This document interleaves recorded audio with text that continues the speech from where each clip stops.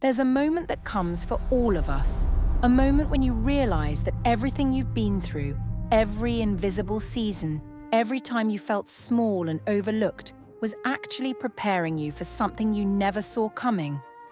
You were an orphan in a foreign land, alone, hidden. Nobody knew your real name, your real story, your real power. And then one day, everything changed. The question wasn't whether you were ready.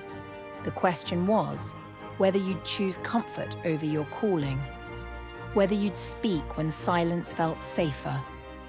This is the story of Esther, and it's the story of you. When we think about destiny, we imagine some grand moment. A lightning bolt from heaven, a clear voice calling our name, some undeniable sign that screams, "This is your purpose." But life doesn't usually work that way. More often than not, destiny whispers. It hides in the ordinary. It moves through the small choices, the quiet faithfulness, the moments when nobody's watching and you choose integrity anyway.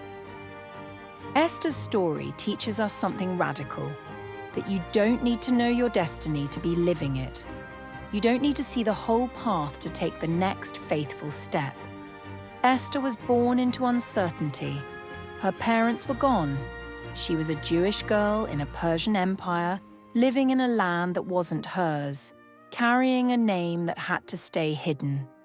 By every measure, she was insignificant, invisible, the kind of person history overlooks, the kind of girl the world forgets. But what if I told you that the most powerful moments in your life often come wrapped in complete obscurity? What if the universe was building something in the darkness that would one day need to be revealed in the light?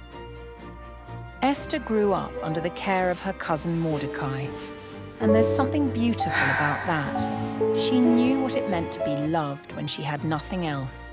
She knew what it meant to belong to someone when the world felt foreign and strange. That love became the foundation of her character.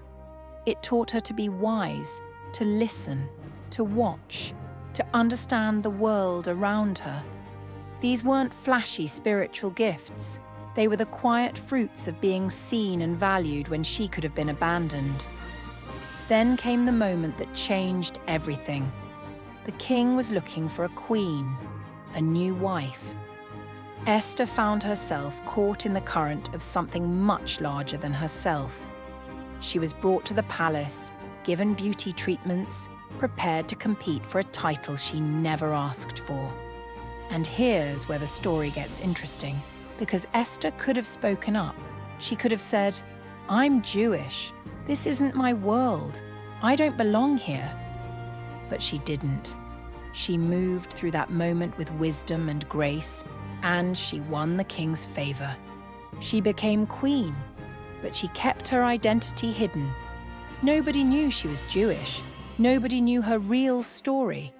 And she lived in that tension, outwardly accepted, inwardly isolated, holding a secret that could have cost her everything. Can you feel the loneliness in that? The weight of living as someone you're not?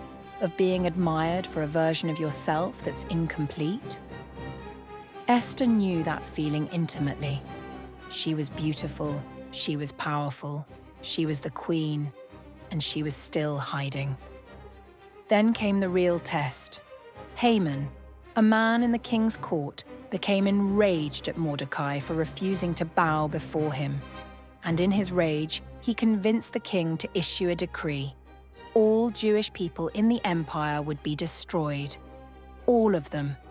Esther's entire people. And Mordecai sent word to her, "You need to go to the king. You need to save us." But there was a problem. Going to the king without being called was forbidden. It could mean death. Esther had comfort. She had a palace. She had safety. She could keep her secret, say nothing, and maybe, just maybe, survive what was coming. This is the moment that separates comfort from courage. This is where everything you've been built for suddenly matters. Think about what Esther had to surrender in that moment. She had to step out of hiding. She had to reveal who she really was. She had to risk everything, her position, her life, her safety, for people she could have abandoned without consequence. The world would never have known. She could have lived the rest of her days in that beautiful palace, telling herself that there was nothing she could have done. But she knew the truth. She knew that her position wasn't an accident. Her beauty wasn't random. Her time as queen wasn't coincidence. Mordecai's words to her were simple but devastating. Who knows whether you have not come to the kingdom for such a time as this? In other words, maybe this moment, this terrible, impossible moment, is exactly why you're here. Maybe your hidden identity was never meant to stay hidden forever. Maybe you were built for this specific crisis, this specific calling, this specific choice. And that's the realization that hits you in your own life when you're paying attention. The challenges you're facing right now, the ones that feel impossible, the ones that are asking you to be braver than you've ever been, they're not accidents. Your unique perspective, your specific gifts, your particular experiences and struggles, they weren't given to you randomly. They were given to you because somewhere, at some moment, the world is going to need exactly what you have to offer. You don't need to see the whole picture. You just need to be faithful with what's in front of you. So Esther did something that took everything she had. She went to the king uninvited. She risked her life. And when she stood before him, she said the words that saved her people. I am Jewish. I am one of them. And if I am to die, then I will die. She revealed her hidden identity in the moment it mattered most. She stepped out of hiding and into her destiny. And here's what happened. The king listened. The decree was reversed. Esther's people were saved. But more than that, Esther became the woman she was always meant to be. The queen wasn't someone the palace made. The queen was someone who was built through years of quiet faithfulness, through learning to navigate a foreign world, through loving the people who loved her, through becoming wise and discerning. And when the moment came, she was ready. This is what realization looks like. It's not always a lightning bolt. Sometimes it's a slow dawn, a gradual understanding that everything you've been through has been preparing you for something. The loneliness taught you empathy. The displacement taught you resilience. The need to be strategic taught you wisdom.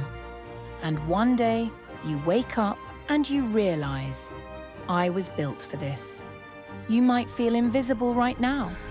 You might be living in a season where nobody sees you, where your gifts are hidden, where you're not sure if you matter.